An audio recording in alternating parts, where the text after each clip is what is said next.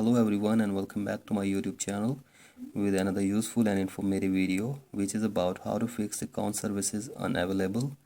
Apple Pay services are currently unavailable. Please try again later. So guys, if you're also facing this problem on your iPhone while using your Apple Card or your account services, here I will show you how can you fix it. So for that, simply go back to your home screen and from here open settings in your device.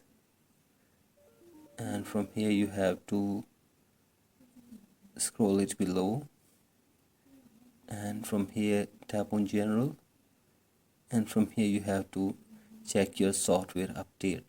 So as if there is any update available, simply update it, and after this scroll it below, and from here tap on date and time and set your date and time from here and turn on set automatically in your iPhone.